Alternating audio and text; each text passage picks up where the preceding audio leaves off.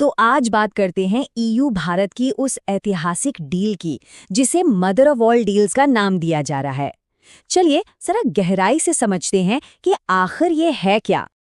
शुरुआत एक नंबर से करते हैं। 2 अरब, जी हाँ, 2 अरब लोग। ये वो बाजार है जो यूरोपियन यूनियन और भारत के बीच इस नए ऐतिहासिक समझौते से तैयार हुआ है। सोचिए जरा, कितना बड़ा मार्केट है ये। तो ये जो डील है ये कोई एक रात में नहीं हो गई, बल्कि ये पिछले 2 दशकों की आप कह सकते हैं एक बहुत ही जटिल बातचीत का नतीजा है। तो ये सफर जैसा कि हम देख सकते हैं काफी लंबा था, आसान बिल्कुल नहीं था। देखिए 2000 के दशक में बात शुरू हुई, फिर 2013 में तो बातचीत रुक ही गई थी। लेकिन फिर कुछ ऐसा हुआ कि हाल के सालों में चीजें तेजी से बदली और ये डील आखिरकार हो ही गई। यूरोपीय आयोग की अध्यक्ष उर्सुला वॉन डेर लेयन ने इस मौके पर बहुत ही खूबसूरत बात कही। उन्होंने इसे एक नई शुरुआत बताया, इस रिश्ते के लिए एक बिल्कुल नया अध्याय। अच्छा, सवाल ये उठता है कि 20 साल के इंतजार के बाद अचानक ऐसा क्या हुआ कि ये डील अब जाकर फाइनल हो पाई? देखिए, इसका जवाब हमें मिलता है आज के ग्लोबल ट्रेड के माहौल में, जो लगातार बदल रहा है, बहुत अस्थिर है। और इसी माहौल को एनालिस्ट्स ने नाम दिया है एक टैरिफ रोलर कोस्टर। हुआ ये कि अमेरिका और चीन के बीच ट्रेड को लेकर टेंशन बढ़ती गई, तो वहीं अमेरिका के साथ यूरोपियन यूनियन का अपना ट्रेड डील भी अटक गया।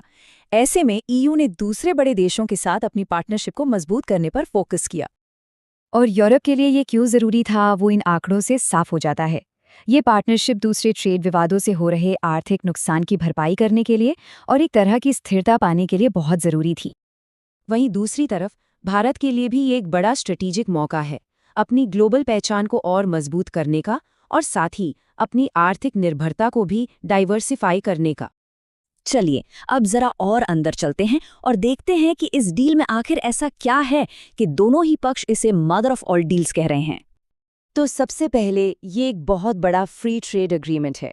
इसका सीधा सा मतलब ये है कि दुनिया की दूसरी और चौथी सबसे बड़ी अर्थव्यवस्थाओं के लिए एक दूसरे के साथ बिजनेस करना अब और भी सस्ता और आसान हो जाएगा। अब इस डील के स्केल को देखिए, ये वाकई में बहुत बड़ा है।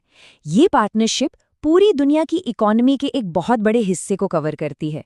मतलब ये सिर्फ दो गुटों के बीच की बात नहीं है, इसका असर पूरी ग्लोबल इकोनॉमी पर पड़ेगा। अच्छा, इस डील का असल दुनिया में क्या असर होगा ये समझने के लिए बस इस एक नंबर को देख लीजिए।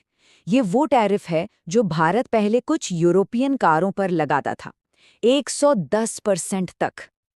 और यहाँ देखिए बदलाव कितना जबरदस्त है। पहले जहाँ 70 से 110% तक का टैरिफ लगता था, अब उसे धीरे धीरे घटाकर लगभग 10% पर लाया जाएगा। मतलब भारतीय बाजार में एक बहुत बड़ा बदलाव आने वाला है। और ये सिर्फ कारों की बात नहीं है। इस डील के तहत 90% से ज्यादा सामानों पर टैरिफ कम हो रहा है, जिससे दोनों तरफ के जो बड़े एक्सपोर्ट सेक्टर्स हैं उनके लिए जबरदस्त मौके खुलने वाले हैं। लेकिन रुकिए, ये समझौता सिर्फ पैसों और व्यापार के बारे में नहीं है, ये उससे कहीं ज्यादा है। ये ईयू और भारत के बीच अब तक की पहली सुरक्षा और रक्षा साझेदारी है। और ये एक रणनीतिक साझेदारी है जो साझा लोकतांत्रिक मूल्यों पर बनी है। रणनीतिक मतलब ये सिर्फ व्यापार नहीं, बल्कि सुरक्षा, टेक्नोलॉजी जैसे गहरे मुद्दों पर सहयोग की नींव रखती है।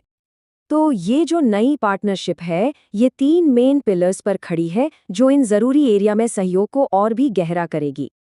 अगर हम सुरक्षा की बात करें तो इसमें सब कुछ शामिल है। समुद्री डाकुओं से निपटने के लिए जॉइंट मिलिट्री एक्सरसाइज से लेकर साइबर स्पेस और स्पेस में आने वाले नए खतरों पर मिलकर काम करने तक। ये एक बहुत ही गहरा तालमेल है जो दिखाता है कि दोनों पक्षों के बीच भरोसा कितना बड़ा है। तो अब आते हैं सबसे जरूरी सवाल पर। इस ऐतिहासिक समझौते का असल मतलब क्या है? इससे क्या बड़े टेक अवे हैं? देखिए, इस डील को एक विन विन सिचुएशन की तरह बनाया गया है, जहां भारत और यूरोपियन यूनियन दोनों के ही बड़े स्ट्रेटेजिक और इकोनॉमिक लक्ष्यों को पूरा किया जा रहा है। और अगर हम फौरी आर्थिक फायदे की बात करें, तो अनुमान है कि हर साल लगभग 4 अरब यूरो के टैरिफ खत्म हो जाएंगे, जिसका सीधा फायदा एक्सपोर्टर्स को होगा। और जैसा कि नेताओं ने भी कहा है, ये सिर्फ आर्थिक आंकड़ों की बात नहीं है, ये एक ऐसा गठबंधन भी है जो इस अनिश्चित दुनिया में साझा राजनीतिक मूल्यों को और मजबूती देता है। तो आखिर में एक सवाल तो बनता है, क्या हम सच में दो लोकतांत्रिक ताकतों के बीच एक ऐसी साझेदारी देख रहे हैं जो 21वीं सदी के लिए पूरी दुनिया का आर्थिक नक्शा ही बदलकर रख देगी? ये एक बड़ा सवाल है जिसका जवाब हमें आने वाले वक्त में ही मिलेगा।